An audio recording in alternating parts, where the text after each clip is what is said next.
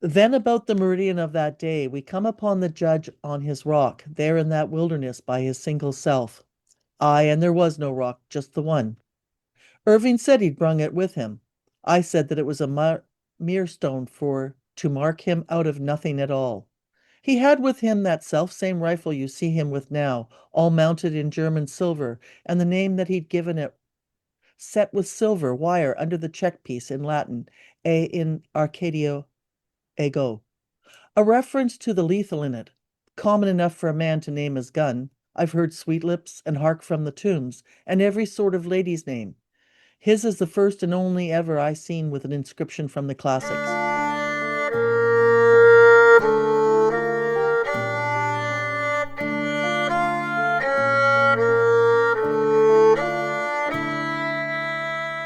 Hey Hi, Jude. Candy. Hi, how you doing? I'm doing good. How are you? I'm good. How's your summer? Summer's pretty good. It's really Good. hot here in southwestern Ontario. It's very hot here in downtown Chicago. All is good. Very warm. Very good to hear your voice and see you. I'm looking forward to today, chapter 10. Same here. It's an unusual chapter. It is an unusual chapter. Um, I think I said to you that it's almost a relief that suddenly you're not looking up words every second in the library, in the dictionary per se. Like you could almost follow it like a what we might call a contemporary novel or something. It does seem very modern too. It Compared to the seems not. rest, yeah, compared to the rest of the novel, which adds to the idea that he is meta, that he is post, and he is an experimental novelist. Well, yeah, of Yeah, course. I mean, Joyce was his mentor, and who can be more experimental than the author of Ulysses? who could be? Absolutely. Who could be? Yeah, so we have a chapter that is actually it has a frame and it Mhm. has a story. So this is like a chapter in which, it's a first person narration basically. I mean there's this third person frame. So we have the chapter beginning with Right. it's a moment of quietude, right? They've sort of survived the attack or they've survived this encounter with the Chileno or Apaches. Hmm. And it's interesting that we move from Apache to Chileno. We have one word that isn't an indigenous word, another Spanish word to describe an indigenous group. But we have this sort of moment of quiet where the kid is sitting around a fire with Tobin. And Right. Tobin tells the story of how he first encountered the judge, because in a way the topic is the judge. And I think you said Yeah. this too. This is Yeah. kind of like the first big portrait of the judge that we get in the novel. True. We get a little bit more about the kid, from Tobin, but we actually can write down now, we can profile the judge, we can kind of see him, we know things about him and his skills, which I guess we'll mention in a little while, but we definitely get to know the judge. And it's a very cool chapter. It's a little bit nerve-wracking because there's a little bit of adventure and tension, and maybe more than some of the other chapters because partly maybe it's triggering because of the way it's told in a way we can all relax and listen to. Um, yeah, Yeah, so it's a wonderful scene of storytelling, like they're just sitting around the fire. The kid is just basically working with a sewing tool to repair some leather, in his kit or something like that. And so we get this real moment of it's a yeah, representation of a storytelling scene, and that actually reminded me immediately of Walter Benjamin's portrait of the storyteller in one of his essays from the 1930s, where he talks about, well, storytelling is something that is kind of dying out and that it has been dying out for centuries. mm, But he talks about the way in which storytelling is a way in which experience can be passed on from person to person. And for Benjamin, experience is one of the things that is in the greatest of jeopardy in the modern era because we don't have the capacity to communicate our experience anymore. And Benjamin was, coming to this conclusion by thinking about uh, World War I veterans who were traumatized, by the trenches and stuff like that, and they had no way of really communicating what had happened to them. But Right. for Benjamin, the idea of a story, proper storytelling, which is about the assimilation of experience, requires a kind of state of relaxation. And Benjamin talks about how storytelling is the art of repeating stories, and this art is lost when the stories are no longer retained. And he says that storytelling is being lost because there is no more weaving and spinning to go on while they are being listened to. So here we do have a kind of moment where, the kids' hands are busy, right?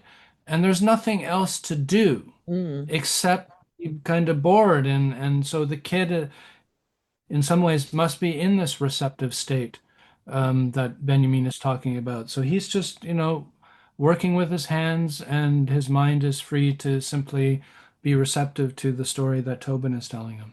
Yeah, that's very, very true. And I like it that there's a little bit where Tobin says, "Oh, you know how to sew." And the kid's like, "Well, no, I didn't. I just watched somebody do it in the house." And he doesn't read, but his father knew the classics. So it reminded me of Freakonomics saying they had this study where kids who had books in their house did better in school. They did better at learning. I think we could extend it to learning. It doesn't just have to be school. The parents didn't have to read the books. They didn't have to read them to the kids, but the mere presence of them in the house seemed to do something. So at one point, Chicago was sending at-risk kids, their parents, books to have in their house. Like here's a Huh. bookshelf. Yeah, and it's just interesting that kind of subtle because you're being receptive, you're younger, it's just coming into you.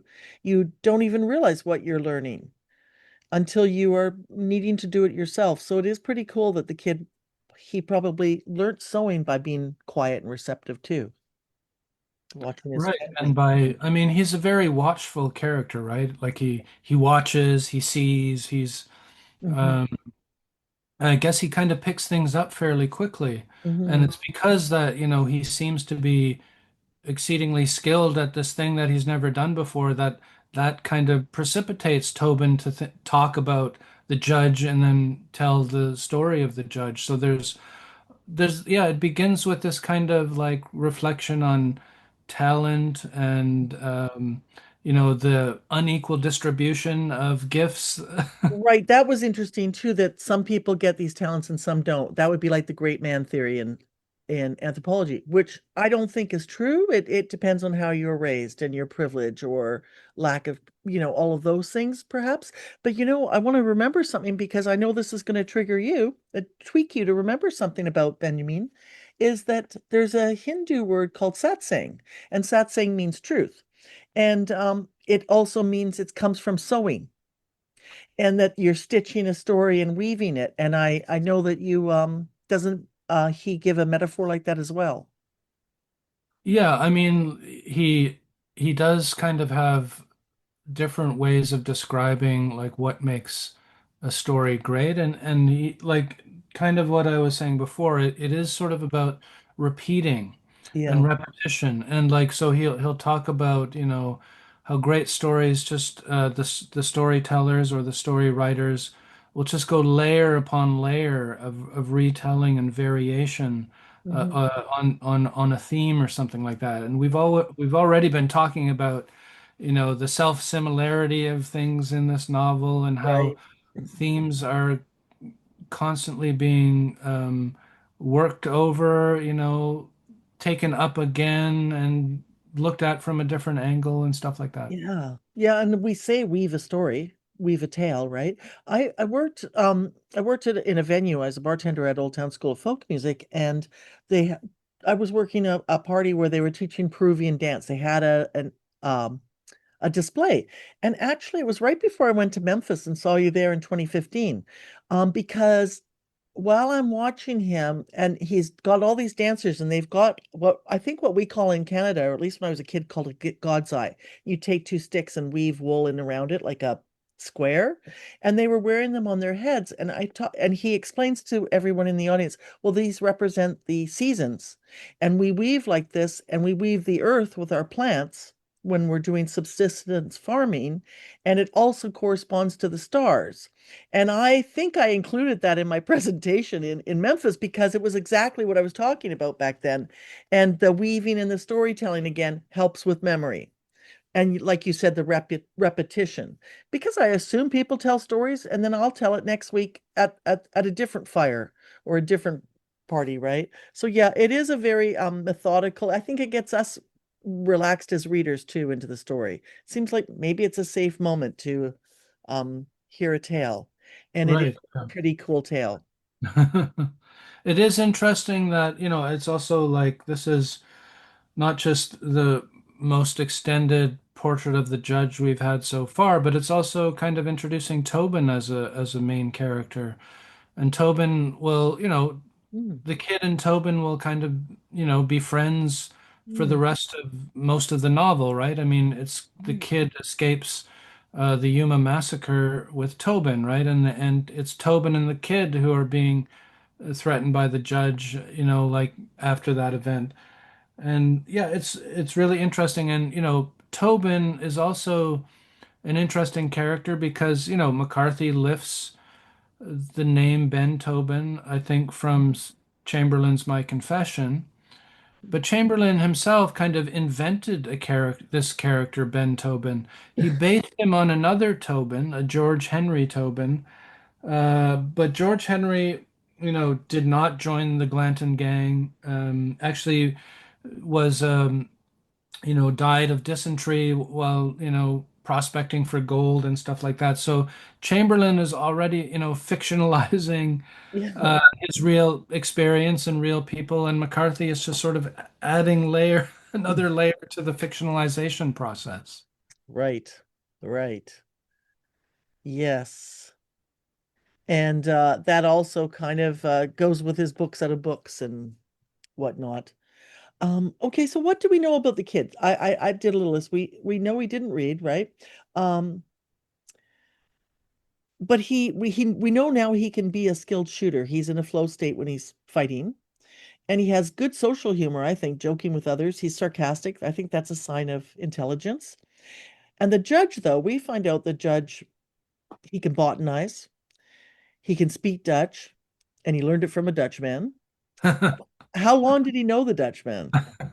And I want to know, is it an intimate relationship? Because, we're seeing an intimate relationship at the beginning of the story when Tobin tells us, but I'll get to that in a second. I think It this, also could have been German, right? Because of course, that Tobin just didn't know the difference between Dutch and German, and Dutch itself is like it comes from the word Deutsch, right? Like, hmm, so Dutch people were probably thought to be German people, so they were labeled that or something like right. that. Good point. He speaks five languages, speaking of languages, right? And he talks different languages with the governor. He can fiddle, dance, cut a trail, shoot a rifle, ride a horse, track a deer. He's traveled all over the world. He's familiar with Paris and London, and which makes me think that he's going to know some art history, and he could have been to the Louvre. He could have been, which will come up later. He could have, been to all those cafes. Um, he weighs 336 pounds or 24 stone. That is a lot of weight there. And no hair at all, none, nowhere, has a former intimate relationship with Glanton, the kind of familiarity that either hints or directly is homosexual. I mean, don't they share a horse ride? Or they I don't certainly do that. sit right. Maybe he has his own horse, but they certainly right away. They don't just like act like strangers. They're close. They're close. He's Right, they have a secret commerce or some terrible covenant, uh, according to Tobin. yeah, which also sounds, is that hinting at sexuality too? I don't know. There's an intimacy. He's ambidextrous. I love it, either handed like a spider. Yeah. I thought that was cool. Kind of reminded me of Richard III too. He It has reminded, it, remi- it reminded me of the frontispiece of William Blake's The Book of Urizen, which has this like kind of hunched over guy who's writing with both hands at the same time. wow, that's awesome. Yeah. He knows geography, botany, how to source and survive outside. Great dancer again. And he sits in front of fires shirtless. That's right. He loves the fire. Yeah, he does love the fire, and then it's got to be shirtless. Um, there's a kind of a weird, uh, again, a kind of a narcissism about that too. Like, someone who poses in front of you, they're exhibiting their body. It's just kind of a weird, you'd think you'd always be afraid of being that vulnerable out in the wild. He's obviously exhibiting that he's not feeling vulnerable, maybe proud. I don't know. Yeah, and to your point about the kid's intelligence, it's kind of given out subtly and in little bits and pieces. Like in a much earlier chapter, the kid had great difficulty pronouncing Nacogdoches, right? Mm, The place where he first encountered the judge. You see him stumbling over the word in an earlier chapter, but here he just said, "Yeah, I saw him in Nacogdoches." yeah, So yeah, he's learned how to pronounce it and he's retained it. So that is a sign of yeah, that's intelligence. really cool. And like the kid has, an excessive number of gifts and the judge has an excessive number of gifts also kind of links them as Mm. complementary or, perhaps projections of each other or something like that. And maybe even competitors, if they get into that kind of thing. Hey, that could be a competitive situation. Oh, for sure. Yeah, exactly. Uh, do we want to talk about them meeting it? Well, we did read at the opening how they came upon the judge. And that's one of the maybe is that another time where it's a great part where it's all of a sudden, how does he be there? How is he emerged and finds people? I think that's really cool. It's one that you're very confident again. I'll just sit here. I don't care about the sun. Something will happen. So there's a kind of a Zen thing about that. But is it also, it could be a little bit supernatural? Like, I know that these guys are going to pass here. Did he see them somewhere else and run out there? I mean, was he watching them from a mountain? We don't know. It's a really wonderful situation. There's only one rock in this whole desert. Right, yes. I remember Rick Wallach once describing that scene as sort of something akin to, I think it was like an old anchorite saint, Mm, Saint Simeon Stylites or something like that, who as an ascetic would like perch on top of a rock, and that's where he lived. mm, There's a great little kind of fairly short, like I don't know, it's like 50 minutes long, film by Louis Buñuel called yes. Simon of the Desert, which is about a saint, a saint-like figure who lives on top of a rock and withstands the temptations of the devil, or Yeah. actually succumbs to the temptations of the devil by the end. Well, I thought of Rodin's Thinker too, but that was came out in 1905 or something. But it did make me think of that right away too as a visual. Yeah, I mean, and he's discovered, of course, at the meridian of the day, and instead of McCarthy saying, we met him at noon, Hmm. he has Tobin say we met him at the meridian of the day. So clearly indicating the intimacy of the judge with the novel as a whole. I mean, the whole blood meridian or the evening redness of the west, noon or evening, noon or night. Hmm. That kind of theme will come up in one of the judge's sort of lectures or stories that he tells in a chapter or two, right? Yeah. So the judge is very, and I mean, again, like I mentioned, Rick, I think Rick once also sort of said, well, 24 stone equals 336 pounds, and there's 336 pages in Blood Meridian, so the judge is the book, Hmm. so there is this kind of, there are these ways in which McCarthy wants to really sort of facilitate this identity between the judge and the novel as a whole. Yeah, I do appreciate that. Our version has 351 pages, but Maybe that's the weight of the kid with the judge.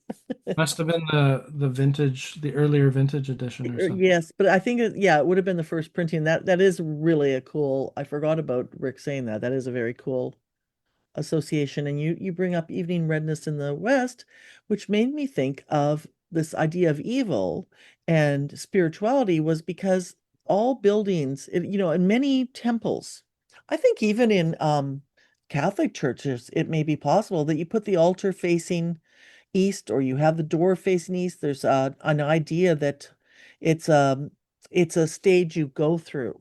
It's the Bodhisattva, he was sitting facing east under his tree. There's a lot of religions. I think it's even in Islam. I mean, "O Jerusalem, look thee toward the east, and behold the joy that cometh unto thee from God." And tombstones faced east often. And so we've got this evening redness in the west, which all of a sudden occurred to me as like, oh, they're driving towards evil. Um, the West was always the place where you're going to go get that gold rush and go west and sort of get your livelihood. That could be greed, could be a sin too to go and be doing that, perhaps.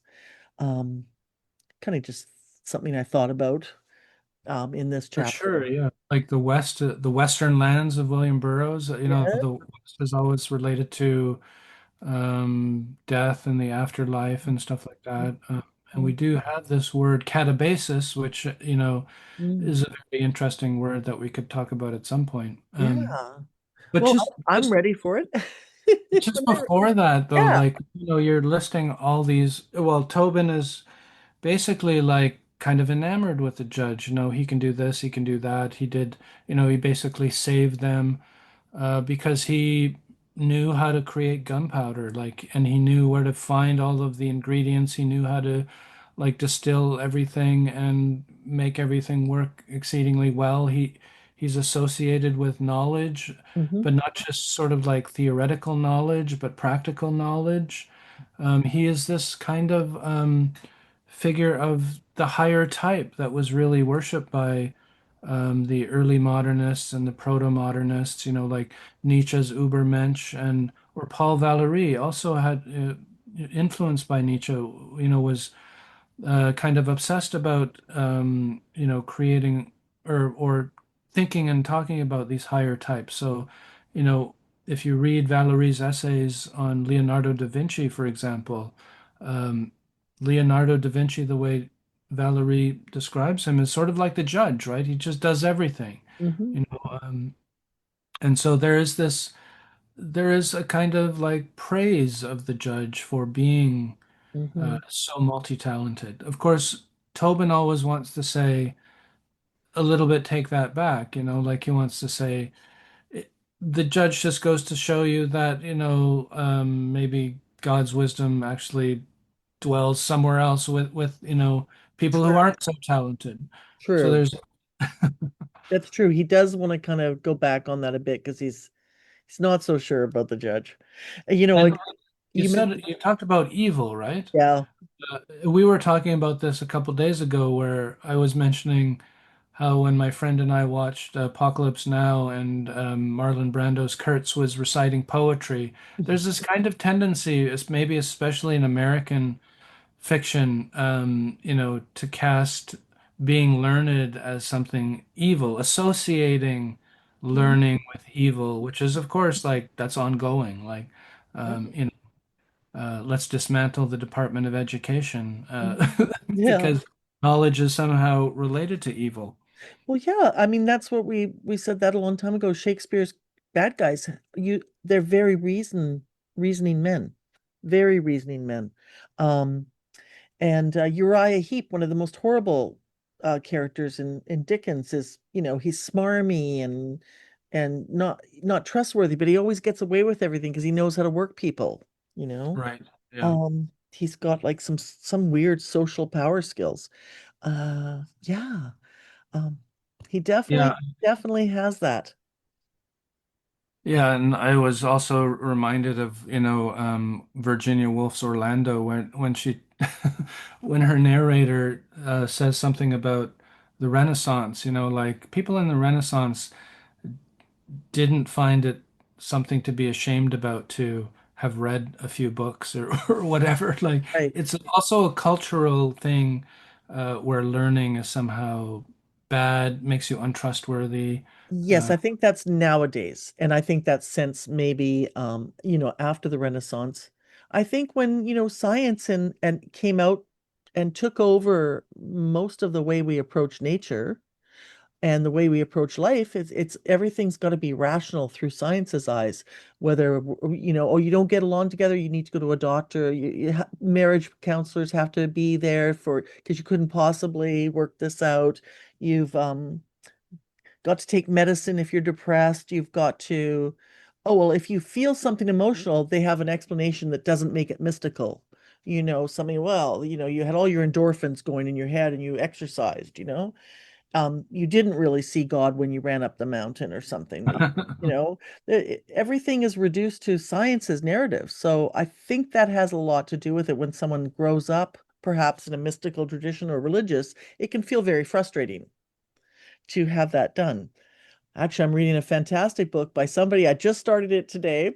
Somebody who listens to our podcast, Jesper, and it's called The Anthill. It's about the problems in the science community.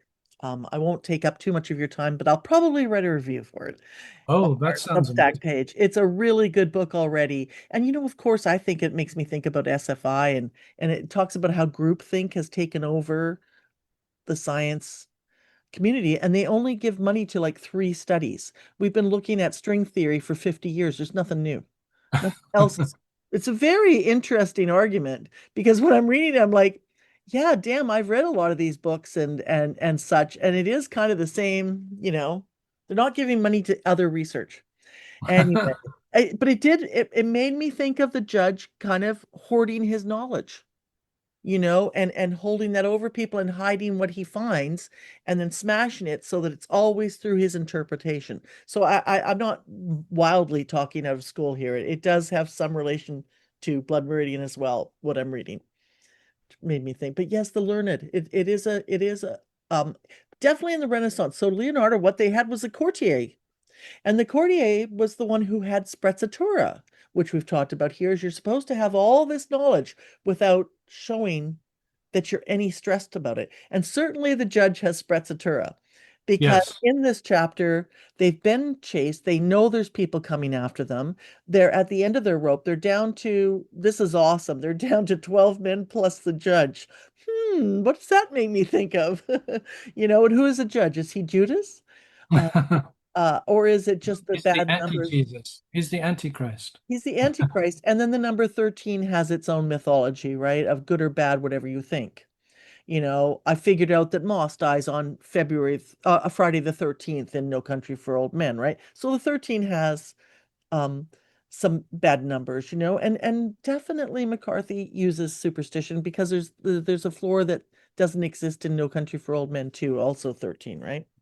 Right. And he seems to really like astrology. He drew his own self-portrait with the eyes of Gemini.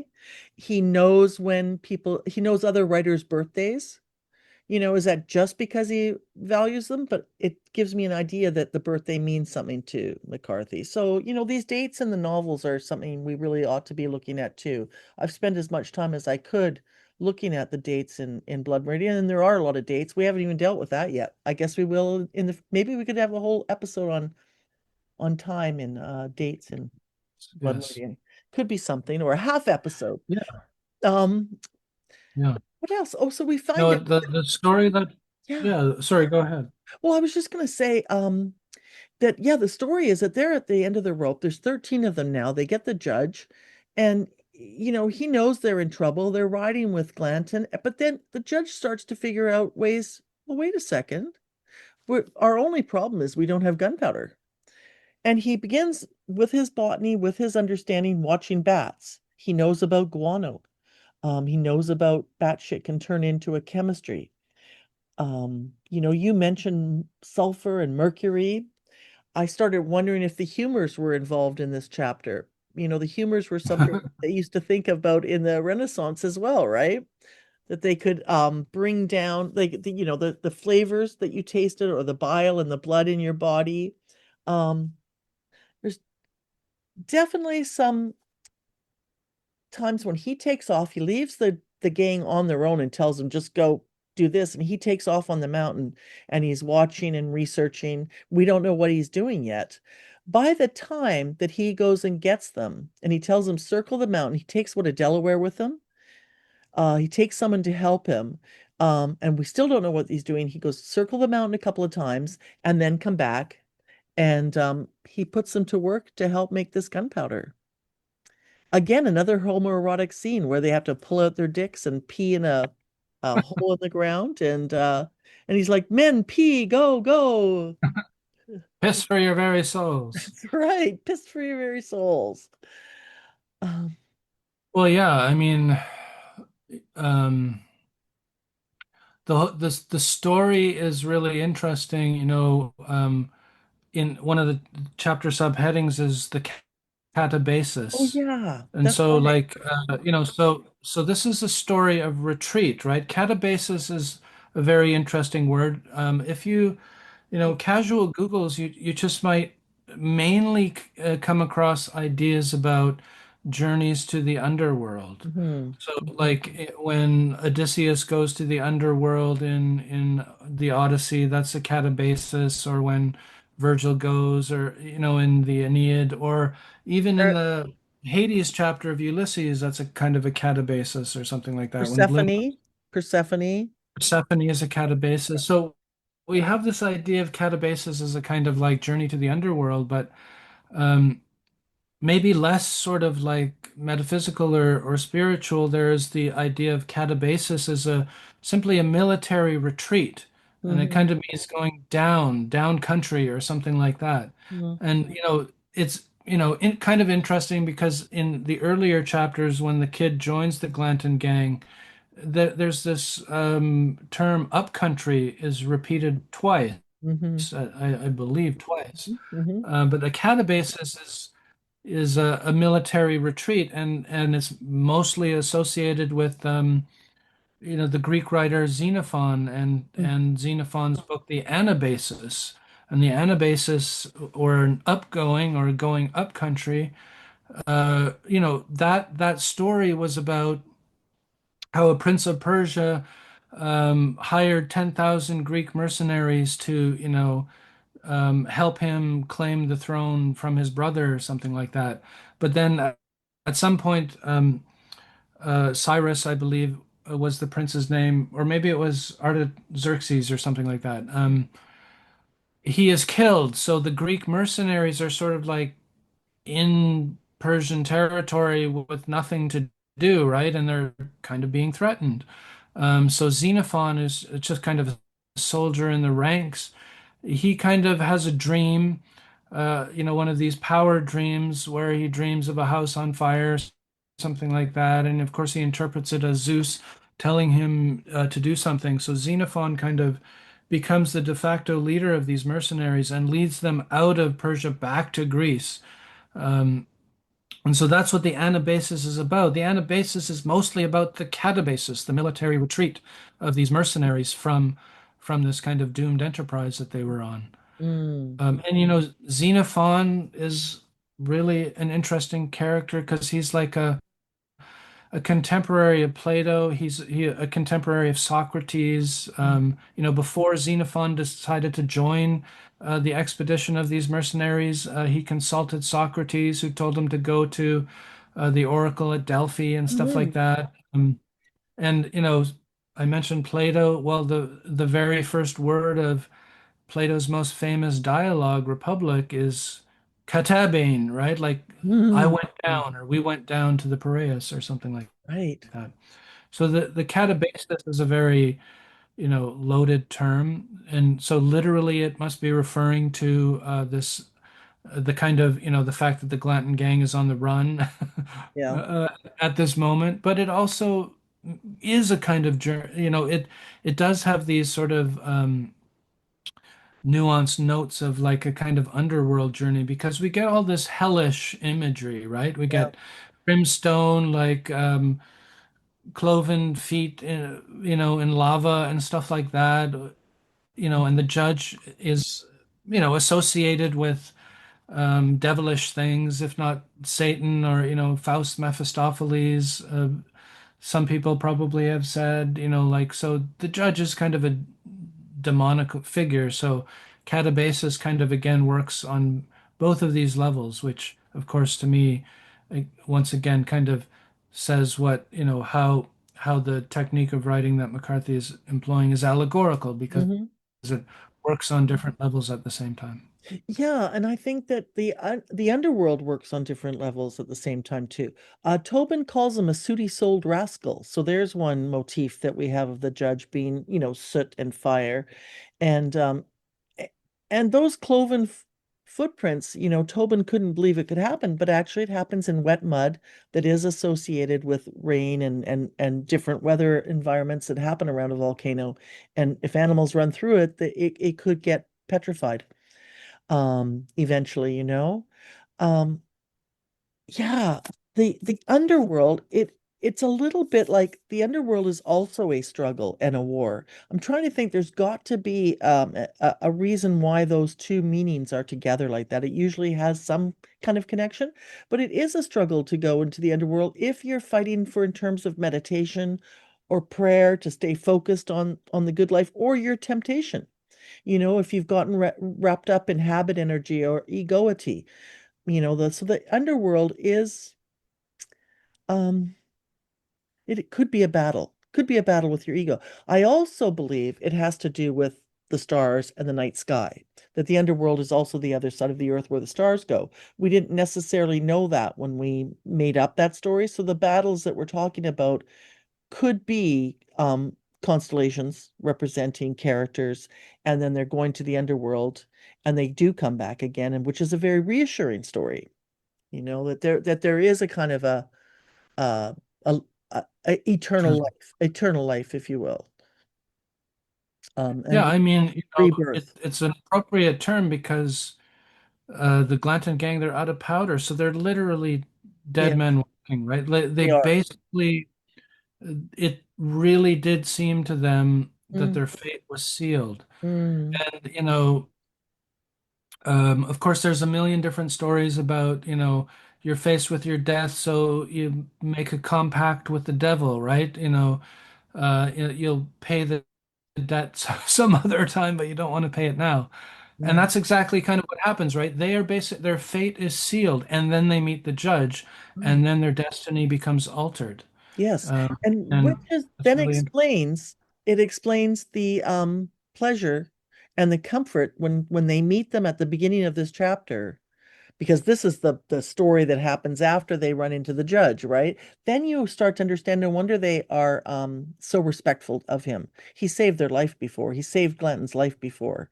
It may not just be that they're chummy, we haven't got the full breadth of the judge's sexuality, but we're starting to learn it. We do find out that he may be homosexual, he may be a pedophile, but and those two do not go together. But in the judge, they seem to.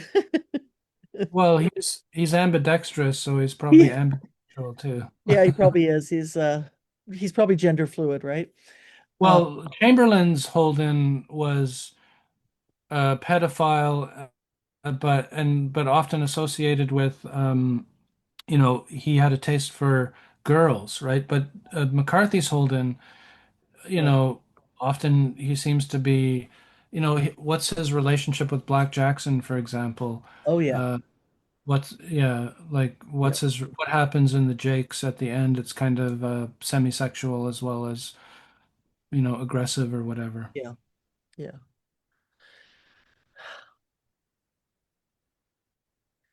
Very good. Which does bring us to part of the underworld and part of Blood Meridian. I don't even know if I can really, let's see if we can get into it, is when I read Blood Meridian first, the part where the rifle is engraved with the phrase AN Arcadia Ego, I didn't know whether to throw the book out or to pass out or anything. It was so unusual to hear that phrase. And I was quite familiar with it because there's a quite a good essay by Panofsky about the history of the phrase and the usage and how our art forms evolve in relationship to our society. And I think we can say the same with Blood Meridian. And even what you and I are doing, we're looking at Blood Meridian now, even on top of what we've looked at it over and over the years.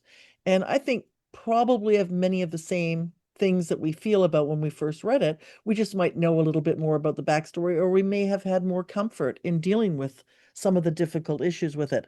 But the phrase began as a memento mori with it's rumored to be, I haven't read the Virgil part it's from. I've never seen that part, but when Tobin says it comes from the classics, he means Virgil, one of his eclogues. But where I know it from is from art history. And Guercino did a painting, and it's a couple of shepherds, they find a tomb, and there's a skull on it. So it's meaning at that time, and it's a very dark painting. It's quite beautiful, maybe Mhm. just at the beginning of Baroque. And they look Yep. at it and they feel that, oh my God, don't forget you too can die. Okay. So then Poussin takes that and he makes two paintings from it. And the first one, he does have the skull on there with the saying on this tomb. And it still has the indication of like, I've lived in on the earth too. Or it could be the death of the shepherd. It could be that you're going to die one day, or it could be the devil's even in, or death is even in Arcadia. It has almost all of those meanings depending on who translates the phrase. And it has been mistranslated sometimes and co-opted for a new meaning. And in a weird way, Blood Meridian is a revisionist Western. So I find it very hard to believe that Cormac wouldn't have known that essay. In pop culture at the time in 1980, It was written in the 1950s, right? Panofsky's? Or Panofsky's, oh yeah, it was written in the 1950s for sure. And very much part of a classic art history experience. If you learned about the painting, you might go look for any writing about it. It's a very compelling painting. It has another meaning for me too, which is a word of mouth meaning, a rumored meaning, but came out in this pop culture event on the BBC had a documentary about the search for the Holy Blood or Holy Grail. And it was so popular that the people that did that, basically like a conspiracy theory art history show. It's called pseudoscience. No one really believes it. But they did find meanings in art that indicated that perhaps Jesus had had a family. He did not necessarily die on the cross, or if he did die on the cross, he had already been married to Mary Magdalene. Because in the Bible, you can't be you have to be a rabbi, you have to be married. And he was a rabbi at the time. So their argument kind of pulls out things like that. And that the Holy Grail was Mary's bloodline, her womb. And that the meaning of that tomb has two meanings. One, that even Jesus lived on earth. In this world, I also lived, but also Jesus comes out of a tomb. And the idea being that his resurrection, he never died. Except for in the storyline. I think the great book, The Last Temptation of Christ, also does this. But this book, Holy Blood, Holy Grail, goes on at length about the painting and the meaning of in Arcadia, in Arcadia Go. And it was a New York Times bestseller. Again, it would be very hard for me to imagine that anyone who was up on books and up on culture and at parties, your friends would have read this book. And if McCarthy didn't read it, he would have heard about it from his crew at that era. And the book came out in 1984. It would have been having reviews, but definitely it's considered a conspiracy theory. Um, well, Dan Brown, they sued Dan. Arcadia, sorry. Oh, yeah, Oh, go go. ahead. They sued Dan Brown for writing the Da Vinci Code Oh, out of it, right? But you see, before that, in art history class, we did look at Leonardo da Vinci's painting of Mona Lisa as a self-portrait of him, in drag, and because he was gay. And then we looked at the Last Supper before I read Dan Brown's that Mary Magdalene was in it. It depends, I guess, who's teaching your class. And my mother, she knew the rumor that Jesus actually just, they let the story end that way because it makes a good story, but he actually did have a bloodline. So these are like maybe folk rumors. you know? I don't know. And as I say, the last temptation of Christ, they acted out it to some degree. And I believe the message is that it's better that he died than if he lived. It was more profound. Anyway, there the judge has this, and whatever Poussin did to make this a more pastoral or beautiful, romantic idea of like you may still be in death, you may still be in Arcadia, or even here, Jesus might have he lived here. Um, or this shepherd also lived here, so enjoy your life in a less threatening way. The novel and the rifle with the gun, McCarthy has made it back to the original, like one of the other meanings of it being a memento mori. So it's kind of cool to see that you could have that evolution, you Well, know, there's evolution in the term in the in the idea of artwork. Arcadia, right? Like Arcadia, like was a region in Greece, and it was originally kind of thought to be like these Arcadians are like uncouth, maybe the only Yeah. thing that their only redeeming feature, ironically or interestingly, is that they were really good fiddlers, and the Mm. judge is a good fiddler, Hmm. but then Virgil takes this idea of Arcadia and turns it into a kind of utopian pastoral Hmm. space. Hmm. Um, and so Arcadia goes from being a kind of a horrible, barbaric place to this kind of utopia, right? So it could be like a heavenly sort of space. Right. So et in Arcadia ego, like even death is in Arcadia. That does sort of suggest Arcadia that death is also in paradise or something like that. Hmm. I think Panofsky sort of says, there's this moralistic interpretation of the phrase, Yes. which is a memento mori, but then it also becomes a kind of elegiac sort of takes on an elegiac sense. And, I think we talked a bit about this too, but, Americans maybe in particular have they like to romanticize their Hmm. past. Hmm. And this is sort of like an anti-romantic Hmm. in a way, it's an anti-romantic sort of like portrait of American history, but it's also like because the prose is so perfect and so worked over layer after layer and becomes this monumental work of art, that there's also this sense that the work of art is the utopian space, but you can't not let death into the utopian space of art because, again, as Benjamin says, every document of civilization is a document of barbarism. Hmm. And, Blood Meridian recognizes the barbarism of history and maybe the injustices that allowed for it to be created in the first place. Um, I think I told you, I'm trying to work up a course on gaming, and so I've been reading a lot of gamer theory and gaming theory and stuff like that. And McKenzie Wark, who's one of my favorite sort of theorists of the day, she writes about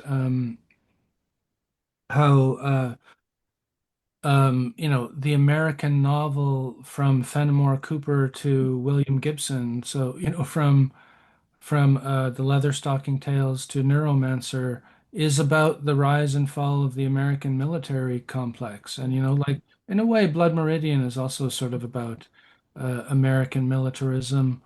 Um, and, like, so Blood Meridian is a great work of art, but in some ways, it has been allowed to exist because it exists in an allowable form, one that, if you read it maybe not too carefully, could be understood as a glorification of killing or a justification or a realistic perspective on genocide and stuff like that.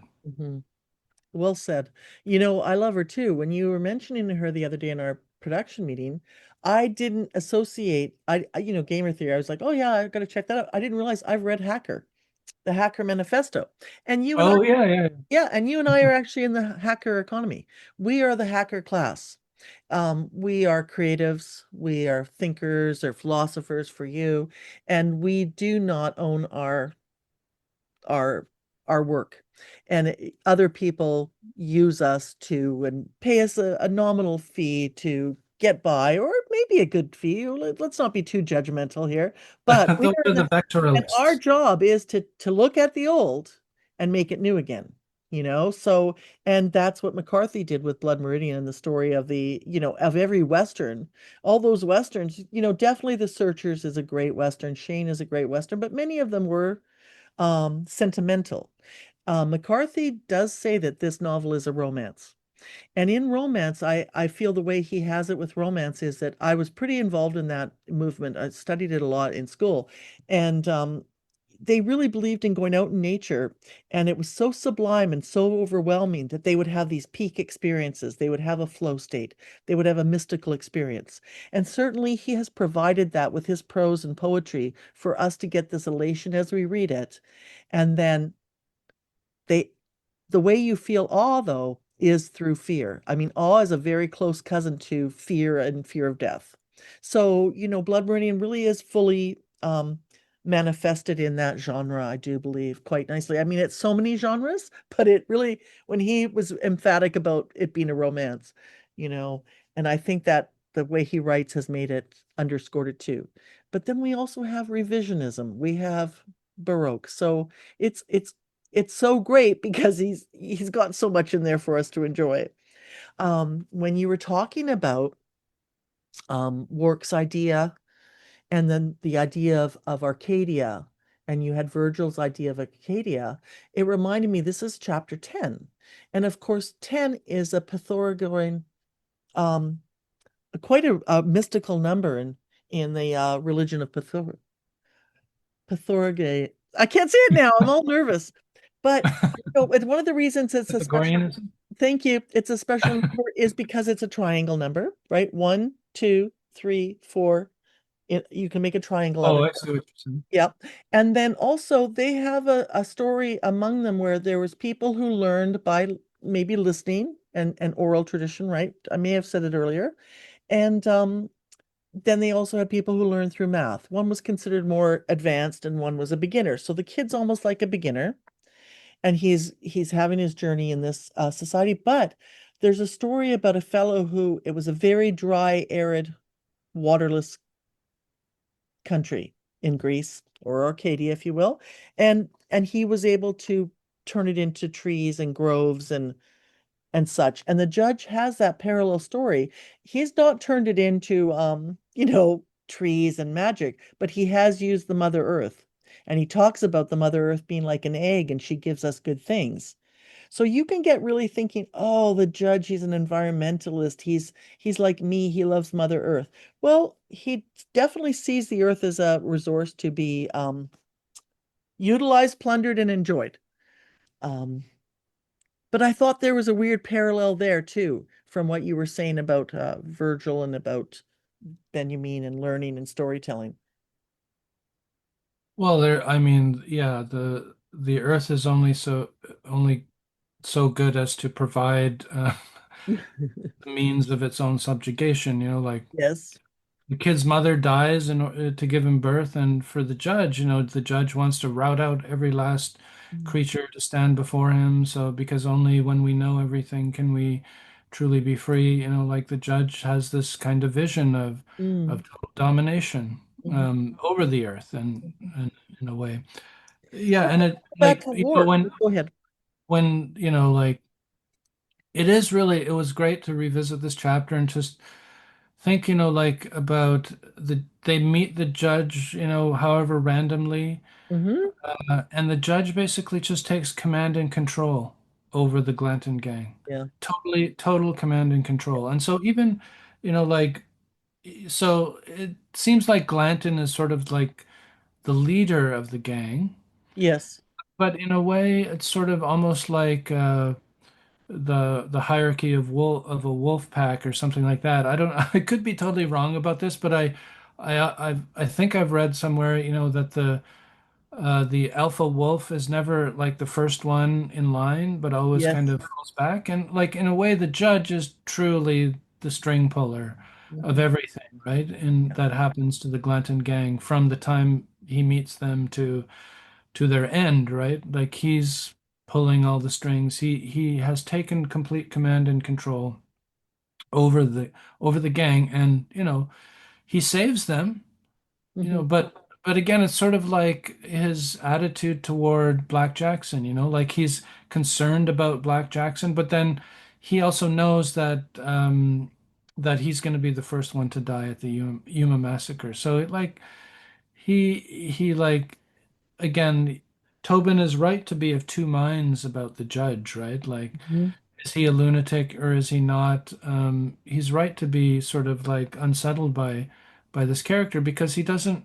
It's hard to really know his motivation. You mentioned like Baroque courtiers, right? Like Balthazar Gracien's Art of Worldly Wisdom, or like the idea of equivocation.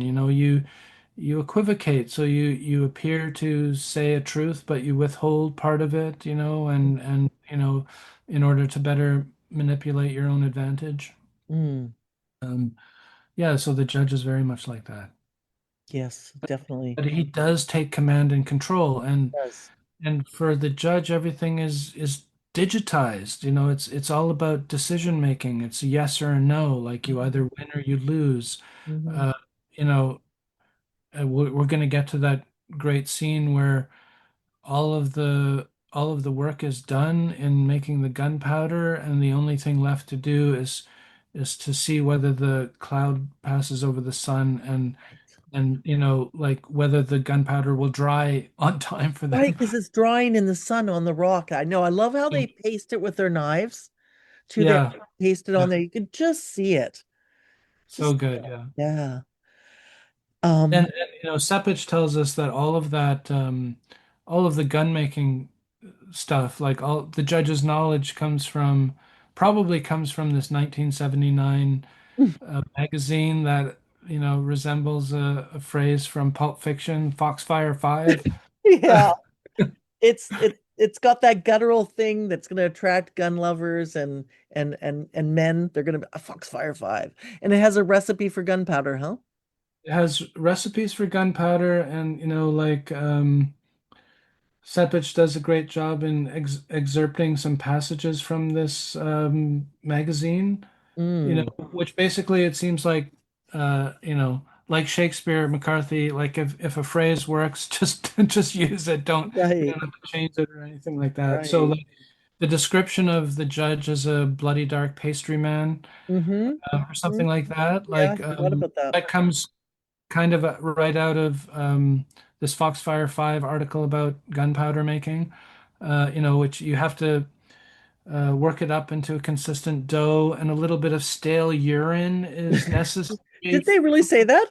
They really said that, Oh yeah. my God. The whole pissing part, it's coming right out of there. It's incredible. You see, I love that's a book he read, a magazine maybe from what did you say, 1979? What Yeah. great timing. He's still in the heat of making this book. He probably wouldn't have even had that scene yet. It might even explain that he came up with the idea of it being a memory, and being told that way. That's very exciting. And then I wanted to say, I'm thinking of Sydney again because we're talking about Arcadia, and he wrote the Countess Pembroke in Arcadia, and it's a reactionary work to romantic sentimental pastorals, which certainly Blood Meridian has that underscoring too. It's a more it's telling the real Western story. The sentimental ones are the ones we see on TV, repeats on, bad me TV or local TV stations or something, right? They'll just put on these random Westerns, and they're pretty sentimental to the older time. And this is not a sentimental work. Um, and Right. in the Panofsky essay, there was another funny coincidence, or was it? Because in that essay, he mentions the earlier Samuel Butler, which we've talked about it with Hudibras and Hickus. Dockius or Oh shit, whatever. Duckius. And Butler has written miscellaneous poetry about the idea of a pastoral Arcadia, and it's a satire. So it's just very interesting. Again, you're thinking about these lines of rabbit holes. And it didn't take the internet to have a rabbit hole, it used to be just the classic Yeah, second. great. There's Great quotes from this Foxfire please, 5 please. article. The ingredients can be mixed with a small amount of water so that the mixture comes out with a biscuit dough consistency. Mm. Usually, when I mix the ingredient, I add just enough stale urine to make the batch bunch about like biscuit dough. The urine substituted for water gives the powder more oxygen and higher performance. Mm. This article mentions flowers of sulfur uh, Ooh. is ideal for gunpowder, and we do get this phrase pure flowers of sulfur. I was really taken, and I was thinking about this in relation to the Ed in Arcadia Ego um, thing on the judge's gun. A really wonderful passage. And the best of the gunsmiths were, and I think this is written by somebody named Carl Darden. It's from the chapter in this Foxfire 5 magazine called Gun Making, and I believe you can probably find this online, Yeah. a PDF. And the best of the gunsmiths were arguably the best craftsmen overall in any community in which they worked. The production of few other items was more challenging, for the gunsmith was required to be a master in tool making, ironworking, and blacksmithing, and the high arts of fine relief sculpture and inlay. The finest pieces work as intricately as Swiss watches and are as rugged and durable as Rolls Royces and are comparable artistically to fine paintings, music, or sculpture. Mm. Interestingly, they have the additional dimension that comes from their being almost paradoxically instruments of death. The tools by which enemies were slain, the frontier was conquered and tamed, and the table was filled with game. The fascination they hold for us is undeniable, works of art that kill.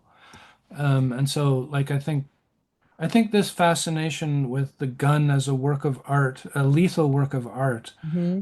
it comes through in that passage about the judge's rifle. And I also can't help but think, project a little bit forward when I think it must have been in The Passenger where I believe it's John Shedden saying something about, the artist's desire, frustrated desire is to burn down the world, right? So Yes.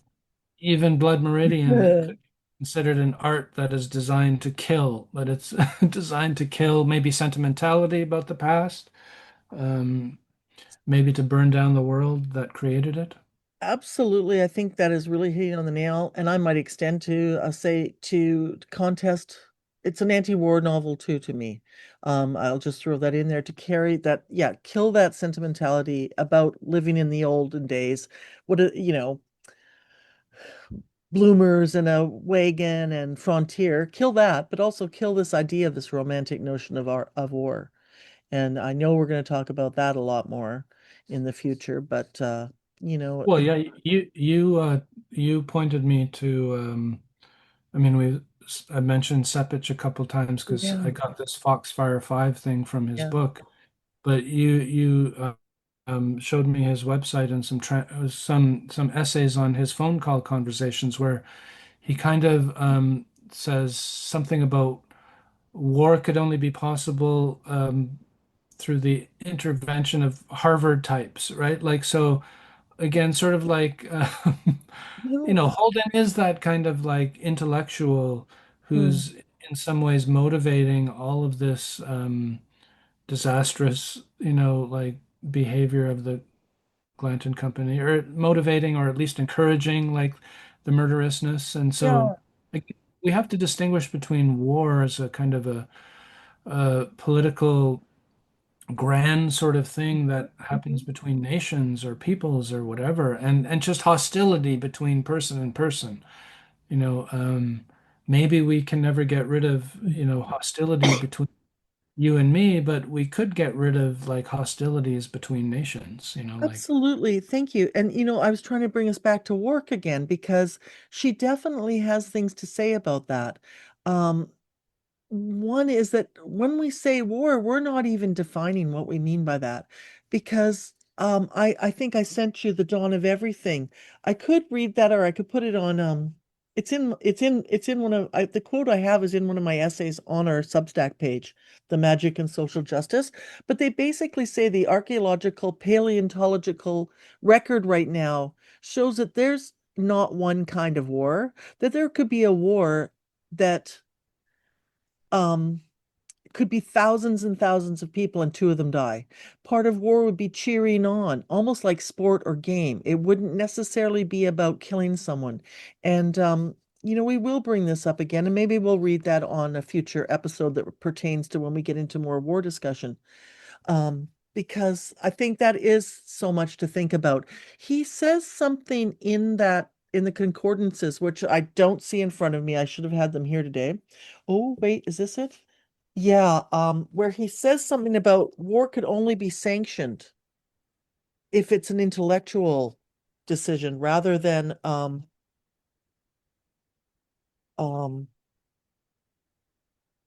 for money. It would have to have a moral imperative or oh, here it is. Um, so in this page on on John Sepet's site, he basically recalls these conversations he had with McCarthy. He said he wasn't sure what to think of poetry between Donne and Yeats, which made me laugh, and we've talked about that in an earlier episode.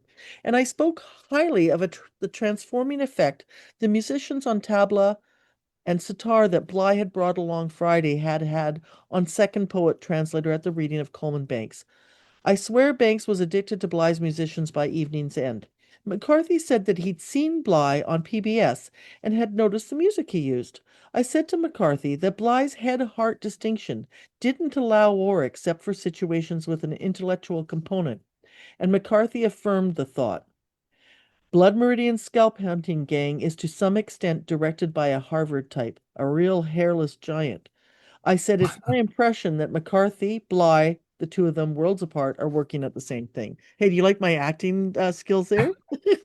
McCarthy had the most beautiful soft Southern accent. I made him sound like, I don't know, Willie Loman in but isn't I was like, I was high as a kite when I was reading that the first time. I was like, oh my God, there we go. There we go. Done. I mean, there is this disconnect between, the end of the last chapter, we had this encounter between the Glanton gang and the Chiboleros, the Hispanic New Mexican buffalo hunters, and there's this passage where, they would have traded for some meat, but the disposition to exchange was alien to them, or something like that, Yes. referring to the Glanton gang. And it's sort of ironic, the Glanton gang is a kind of like you could look at it as sort of like a pure war machine, Mm, but even if they don't have the disposition to exchange, in some sense, they are being guided by this intelligence who can only think of exchange, right? Because they are working in the service of the settler colonial capitalist state, right? I mhm, mean, all of this is part of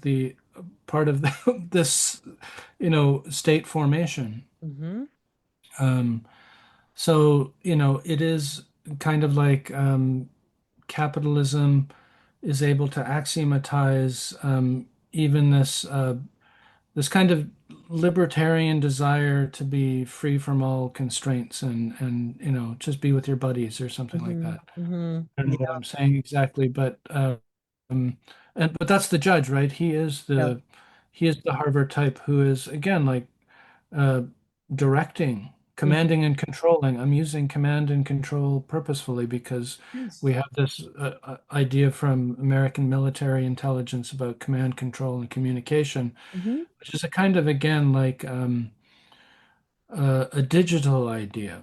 There you go. And I was going to ask you, can you go back and talk about the digital idea with Wark? well, Gamer theory, I don't know if is does that yeah, like pertain in the novel or not? Or do we wait for a bit? I think so, like because like we have this distinction between the analog and the digital, and the way that work is using these concepts. She writes, for example, the analog is a variation along a line, a difference of more and less. The digital is divided by a line, a distinction between either or. And Mm. so, of course, we have we have the title of the novel is Blood Meridian or the Evening Redness in the West, and you could interpret that title as an exclusive disjunction, either Blood Meridian or Yeah. the Evening Redness in the West. And this, of course, goes to the judge's conception of, boiling things down to a roulette type of card game where, the turn of the card determines whether either you live or you die, so we can talk about or as a form of an exclusive disjunction. There is another way to think about or as an inclusive disjunction, what do I feel like eating tonight? Either curry or, a hamburger or, Mhm. like Yeah. those kind of ors are listing possibilities. And Mhm. that's an inclusive disjunction, a collection of possibilities. But this exclusive disjunction is characteristic of the digital. And the analog is like material reality, like Mm. it is reality as process, as variation. You know, the novel itself is in some ways like producing analog after analog, like this scene is like that scene is like this scene is like this scene. Here we have this theme of the game or chance appearing again in this form or in that form. Mhm. So, the method of writing is kind of analog insofar as it's variation along a line and related to difference, rather than digital, which is like either or, either it's this or it's that. Whereas analog is something like it's both this and that and Mm. this and Right. and so like for Wark sees the world as a kind of a game space. It's sort of like an update of Donna Haraway's idea of the cyborg world. Mhm. Game space. We've been utterly digitized, and even warfare now is kind of like carried out through merely digital means, and so we get images on television, or we get a few images, but none of the actual suffering and the variations of suffering are really, they don't come to us anymore. We don't feel them. We just see either this image or that image. I don't know if I really explained that and very well, but the judge is, to me, you could look at him as the avatar of the digital, Mhm. because for the judge, Mhm. it is either this or that. Yeah. Either you live or you die, and I'll be the one deciding that. Mhm. And he's co-opting the handy people. I mean, he's a handy person himself, but he's definitely getting a lot of ultimately he gets the benefit from what they do. More than they ever, he has a longevity. He's the one that's going to be like the one who gets something from them. Their work goes in one hand and out the other. And there, like the narrative, it's like the what happens to the Glanton gang, it's just furtive. Like it's just Yes, kind of it's just it they just go here, they go there. It's kind of analog, their it movements. is. It is. Um, Yeah. And it's he's always a variation cool, of and like he's always kind of a cool cat. So I do think he is, and the digital, he's accumulating all that information, and he gets to decide if it exists or not. Therefore, he gets the profit from it. Profit being, it could be material or it could be spiritual. It's whatever I don't mean it like money, but he gets the benefit. Let me say that. He gets the benefit from that. And he's deciding and robbing the world of what he doesn't want someone else to have the benefit of. Yeah, he is definitely controlling. Um, when I'm thinking about the kid doing handiwork and we're talking about hands-on and whether something's analog and digital, may I read something by Alistair McIntyre? It's a definition of practice.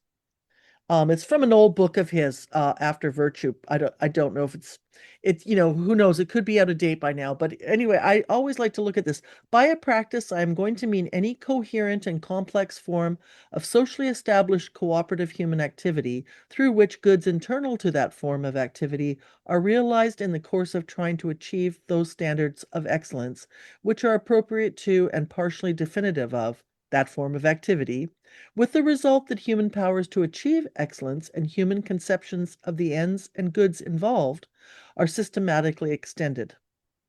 Tic-tac-toe is not an example of a practice in this sense, nor is throwing a football with skill, but the game of football is, and so is chess.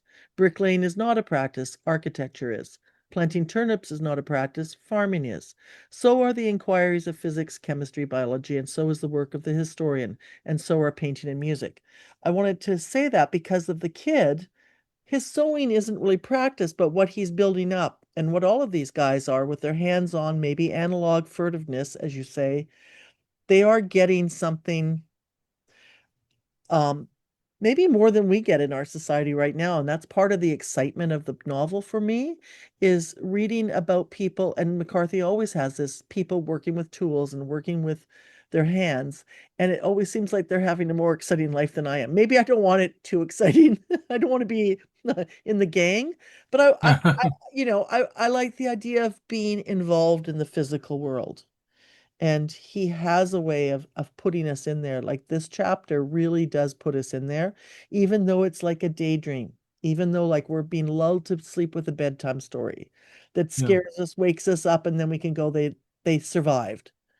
And it definitely is a very exciting struggle.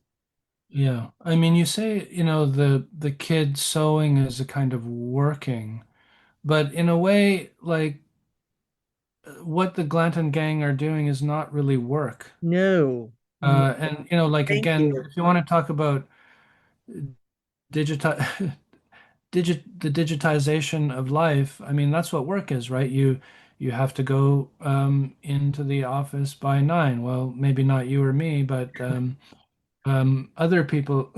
Yeah, most people. You go, not your day is divided into hours, and your hours are divided into minutes, and all of that. And so what the Glanton gang are, it's like the almost the opposite of work, even though they're Mm, kind of making a living, right? Doing what yeah, they're doing. yeah. uh, they're not working. It's like it's free action rather than work. And now I'm kind of alluding to Deleuze and Guattari on the War Machine or something like that. Well, I was hoping we would lead to that. But You're yeah, right. like You're right. They're so not. their existence is analog, but not really digital. Like they give themselves over to where they are, and they move willy-nilly in search of their target, like, and they everything depends on whether a cloud passes over the sun or not. Like Yeah, it's a risky sort of life to yeah, live outside the digital, if it's even possible anymore today. And given that the epilogue to Blood Meridian is about uh, punching holes for fences and the fencing in of the open, yeah. you know, McCarthy probably doesn't believe that the analog can um, be freed from the digital anymore. I don't think he does. I think in that same conversations he doesn't, and that was in 1990, doesn't give the human race longer than 200 years. So never mind just that we're honed in and we're tightened in by fences and no analog. I mean, the hipsters, God love them, tried to get all handmade. COVID killed the hipster though, but they did try to bring back knitting and crocheting and guitar playing and barn jams, right? And then COVID happened. Pretty I hard to. feel identified by that. I do too. I know. Yeah, I do too, actually. I don't know why I'm mocking. I feel like hipsters are my fault. Sorry I invented his hipsters, everybody. I never really hated the hipster. I liked it. Those cocktails, man. Mixology. Where the hell was I going with this? Oh, that that we only have like now that was 1990 when he said that we have 200 years left. That's like we have like 150 now or something. Right, yes, yeah. I'm like, damn, the clock is ticking. So yeah, that looks good now. Those fences are, I hate that part of the novel. I like to believe that that's we don't know what time frame that is, and that's the post holes for Stonehenge. I prefer my reading of the Oh. epilogue, right? I don't like the epilogue of it being fences, you know. But the fences sure look a lot like, well, we're still here.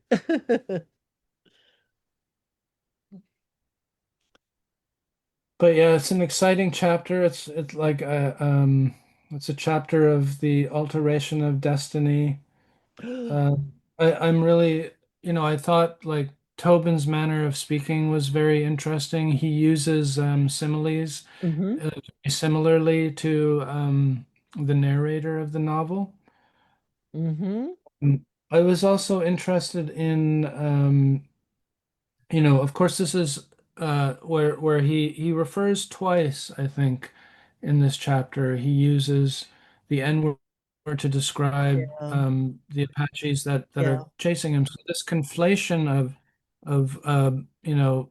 this extension of the use of this horrible word to Yeah. other sort of like groups and is in this and when Glanton is killed he also kind of conflates redness and blackness Mm-hmm. to use offensive color coding Yes. Yes. or like so this kind of conflation of uh the red or this bringing together of the red, the white, and the black is also here too, like Mm-hmm.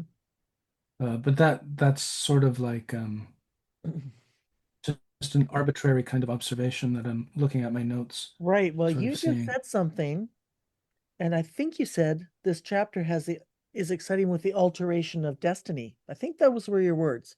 Um, Yes, they were. when you I'm and when you channeling Sun Ra. yes, and when you said it, I went, I don't know if we'll read it or not, but I did take my breath back because chapter 10, um, it's a magical number, but in the major arcana, it's the Wheel of Fortune, which is change in station.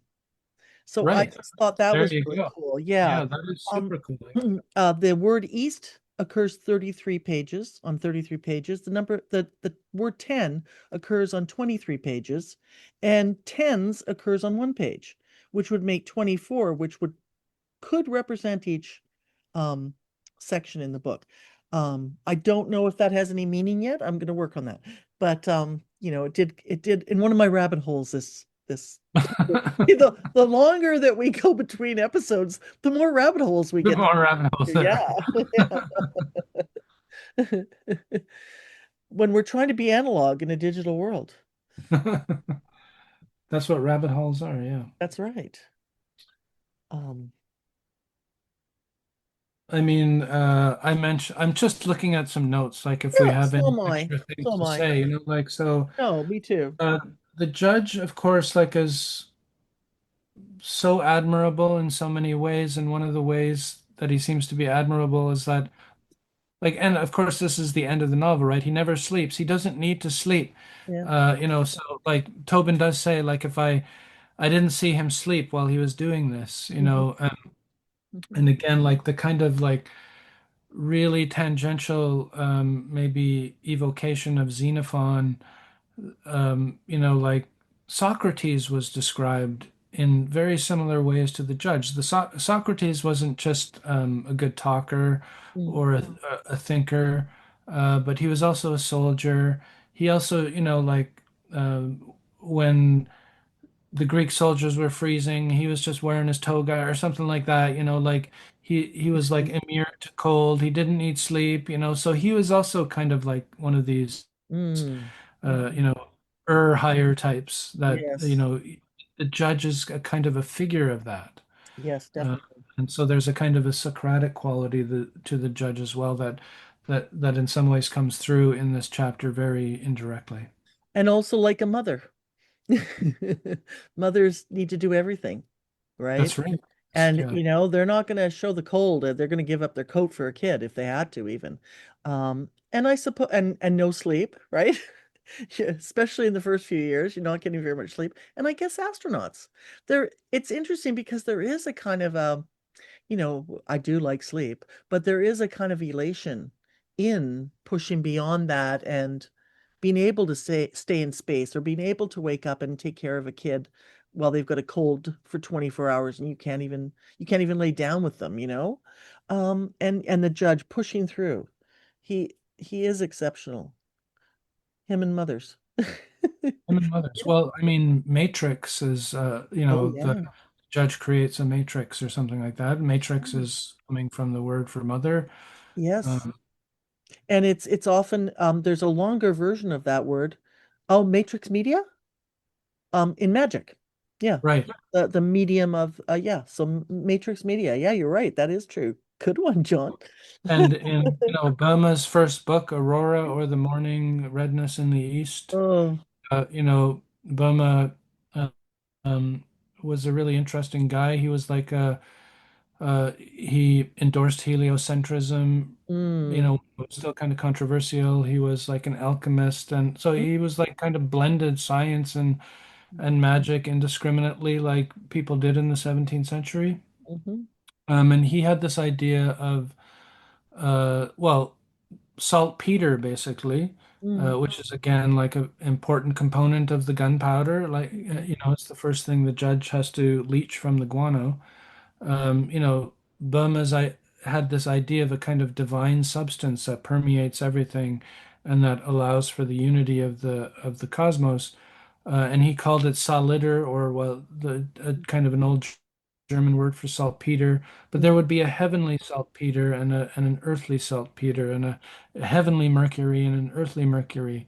And so this again, this kind of like disjunction between material and spiritual levels is, that maybe McCarthy is taking right out of Burma.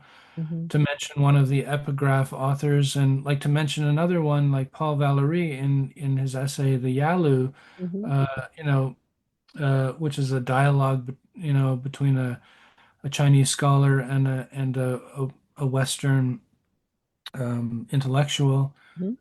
You know, the Chinese scholar mentions that China invented gunpowder, but not to, revolutionize weaponry, but to shoot off fireworks in the evening. So there's, this aestheticization of the potential aesthetic use of gunpowder as well is kind of interesting Right. in the background of all this. Right. Well, you said something interesting to me the other day too about the title when I was saying, oh, it's the opposite of facing east. Well, you freaked me out with Boehm's title about aurora or the morning redness. Redness in the East, I yeah. mean, Or come the on. dawn. He Yeah. must have got that, emulated that title, right? Yes, yes, of Yes. course. And about, did you not say something about you know, that the East could be the power of China coming or rising? I thought maybe you said something like that because I was thinking about 1985. Japan was not allowed to have a military, so they dominated in technology, and they kind of won a war in the United States. And we're talking about war and it not having one face. I mean, every bit of time of war doesn't have to be we've got a mistaken idea that we've got to kill everybody. That's a very rudimentary contemporary thought. Um, Yeah, well, Tobin says, like, he kind of almost apes the judge. Like, the judge says, our mother, the earth, was round like an egg and contained all good things within her. And then, like, a couple paragraphs down, Tobin kind of makes a similar ontological statement. For the earth is a globe in the void, and truth, there is no up nor down to it. mm, And then he goes on about the footprints in the lava. But the idea that, there's no up or down to it, you could also extend that to like notions of east and west are completely yeah, relative, right? Like so, they're and bullshit. the way that we learn maps of the world in North America is that North America, the west coast of North America is the furthest west, right? Uh-huh. And then you go east to Europe, and then like China and Japan and Korea are called the Far East, or they Right, have been called that, right, right?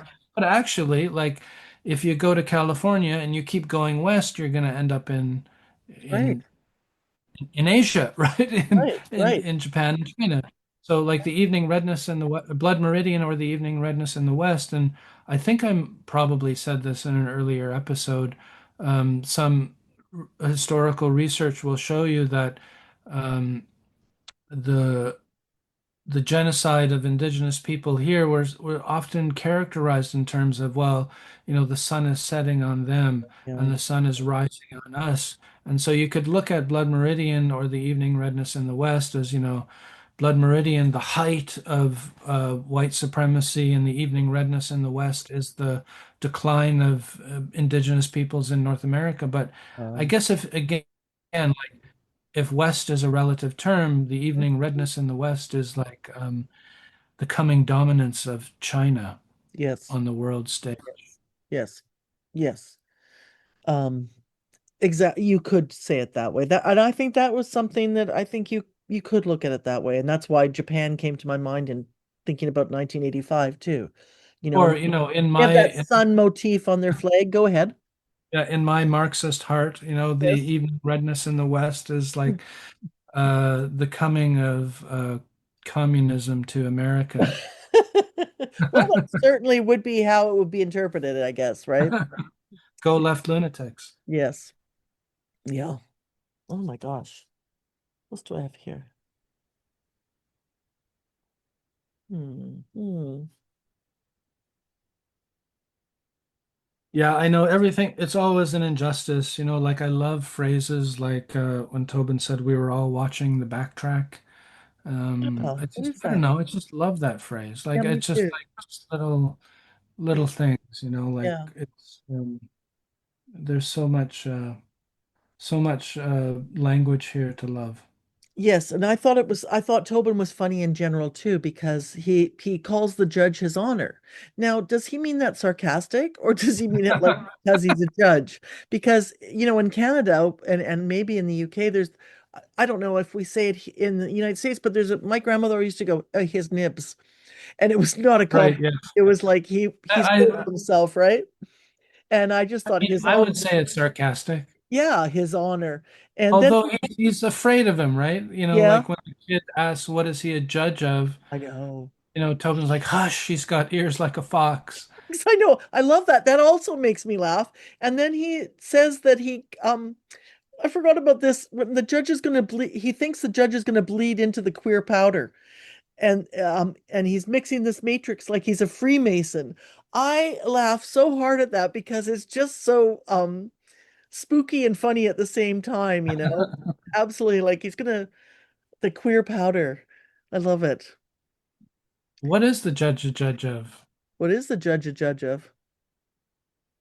I mean, the kid has a dream later in the novel where he's, the judge is a judge of uh, this counterfeit money that Mhm. this cold forger is making. But what is that even, what is that?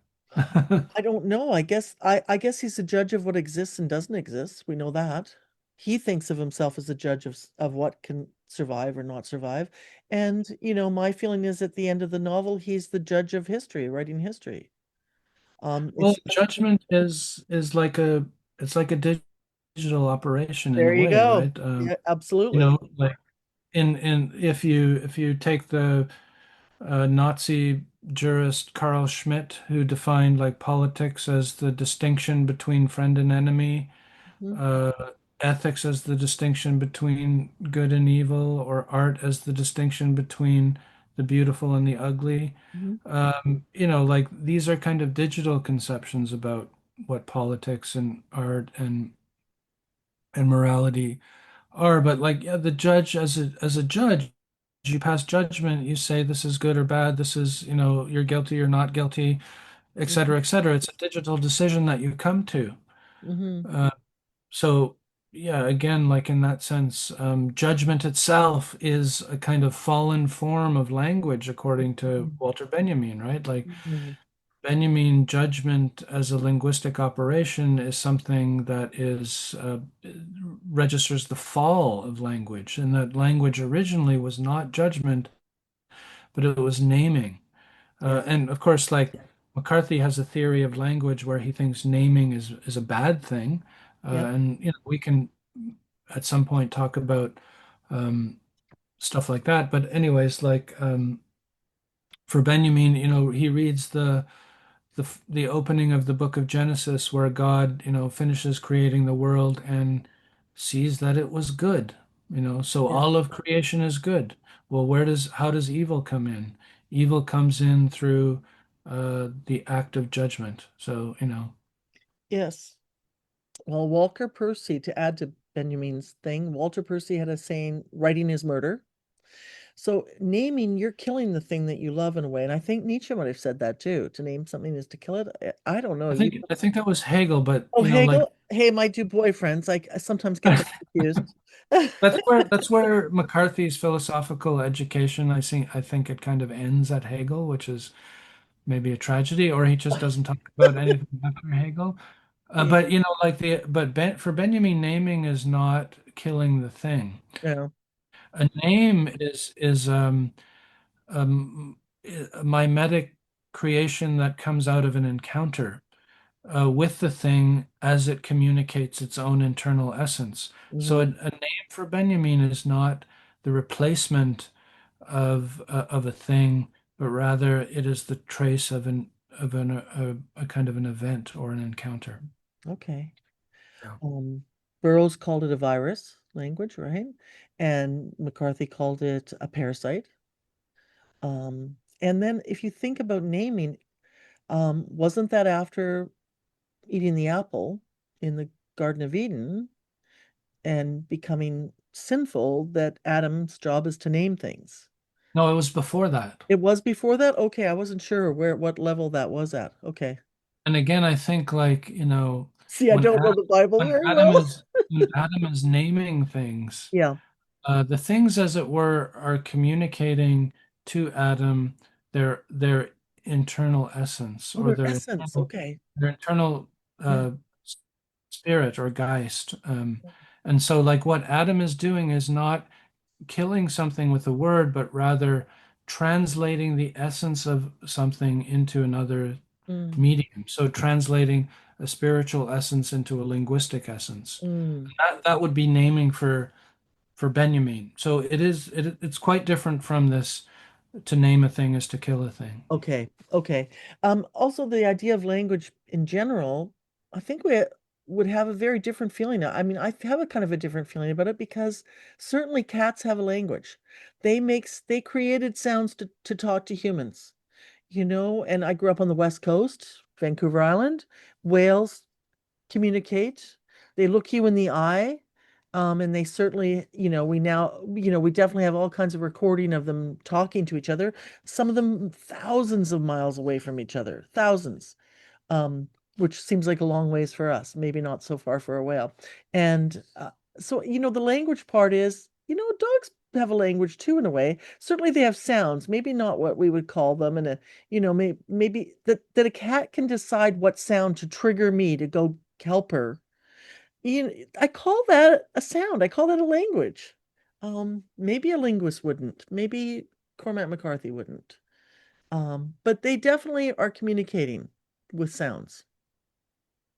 Well, Benjamin talked, there is the language of creation. Mm, Um, so Benjamin was a kind of a pan logicist, so that mhm, means everything is language, but there are thing languages, and so even a lamp or a mug has expresses its own mental essence you know, in a thing language. And then, but human language is just a kind of another kind of language. So, for Benjamin, everything translates into everything else. mhm.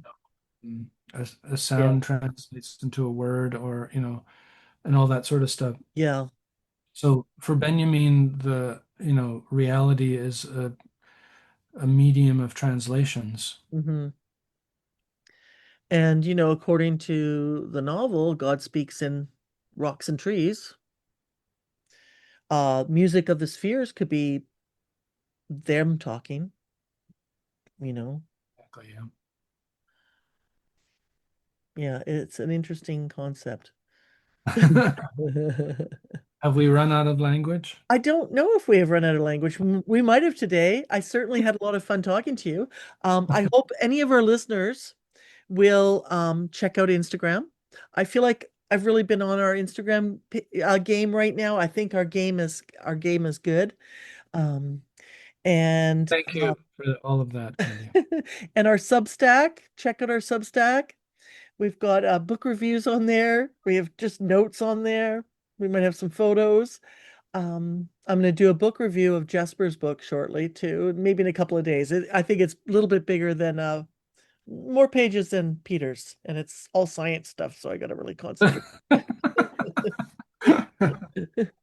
And thank you for listening. You can email us, you can contact us on Instagram if you want. You can like our Substack page. You can leave us messages there. It's free. And that's about it. Thank you for listening. And Thanks, everyone. Yes, thanks, Candy. It's a thank great you. conversation Great, as usual. great conversation. I'll talk to you later. Okay, take care. You too.